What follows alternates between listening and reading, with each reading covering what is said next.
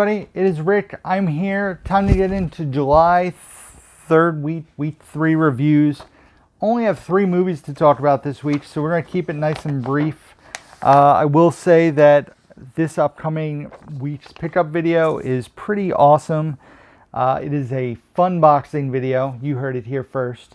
I believe like 6 or 7 packages to open and show to you guys, and some really cool stuff. So that is my tease for this upcoming week's video.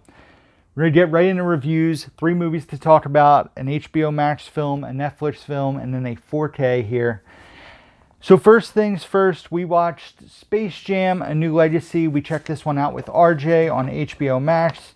Went into the movie with incredibly low expectations. Was not expecting much. I am not a LeBron James fan, so I knew that would be a tough pill for me to swallow. I thought it would be eye-rollingly bad, and the movie actually turned out to be pretty fun. The Looney Tunes are definitely the highlight of the film, best part for sure. I also love how they jump to different universes in the movie as well, and the sheer amount of cameos that take place in the movie throughout the runtime were really fun and enjoyable. But the big problem with this movie is the climax of the film, the basketball game that they build up to. I fell asleep during. The basketball part of this movie was incredibly drawn out. The runtime was really drawn out. I think the original Space Jam is like 95 minutes. This is like an hour and 55 minutes, so 115 minutes. Should have been 95 minutes. Keep it nice and tight. It's a kids movie. Definitely overstayed its welcome towards the end.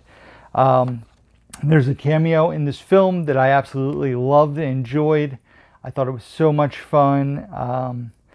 LeBron James' acting is pretty brutal in this movie, which is funny because he was pretty good in Trainwreck, as I remember. But his acting was a train wreck in this film. See what I did there?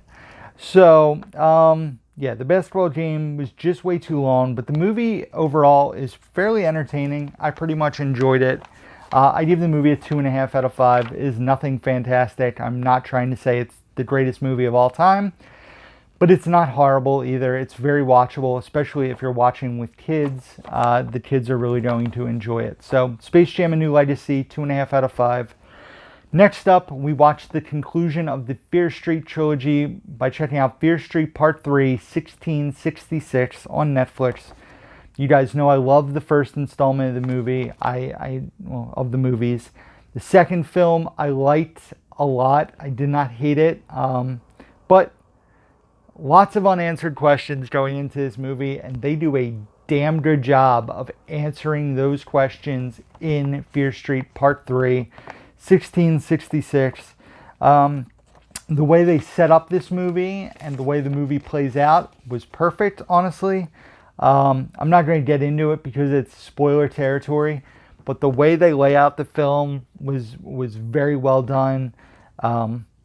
So they completed the trilogy. Like I said, answered a lot of the unanswered questions. I love that the same director did all 3 films, and she said that she would love to do more of these movies if the opportunity came about. I love how they intertwined actors into all 3 films in some way or shape. There's some different things that they can do, some backstories that might not have been touched on that would be fun to address. And like I said, I hope this is a franchise that continues. I really thoroughly enjoyed all 3 movies.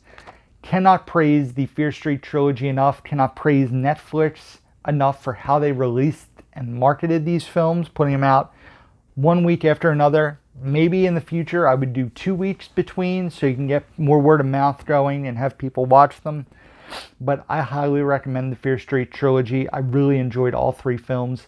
This one was my second favorite. I gave it a 3.5 out of 5. So all the films are 3 stars to 4 stars. And on rewatch, they might even go up. Especially the second one, I'm thinking on a rewatch would be more enjoyable. Knowing what ends up happening in the third movie, I'd be curious to rewatch the second one. So Fear Street Part 3, 1666, 3.5 stars. The last thing we watched was sent over from Lionsgate Home Entertainment for me to review, and that is Spiral from the Book of Saw on 4K. So this movie, if I'm not mistaken, was kind of Chris Rock's brainchild. I know he didn't write it, but I think he was the one who kind of came up with the premise or the story that he wanted to kind of, the story he wanted to tell. He was an executive producer, but the movie stars Chris Rock, Max Minghella, Marisol Nichols, and Samuel L. Jackson. So this takes place in the Saw universe. They reference Jigsaw quite a bit, but it's not your typical Saw film. I would actually more classify this movie as a police procedural, but with very torture, gruesome scenes. Like Saw-esque violence, but in a police procedural. There's also I don't want to say an unusual mix of humor, because Chris Rock is your lead actor. But there's lots of humor in the movie. But the other thing that's interesting about this movie is I don't think Chris Rock has been in too many dramatic roles or serious roles. And Chris Rock overacts in this movie like crazy. I mean, he's the victim of horrific overacting in this movie. The traps and violence in this movie is pretty awesome. I was wincing at a few parts. What else do I have here? Trying to cheat on my notes, guys. Chris Rock. There's a conversation in the beginning of this film about Forrest Gump that I was laughing out loud at. I thought it was hilarious. Lots of one-liners in the movie, but the tone overall is pretty dark. Like I said, there's some humor mixed in.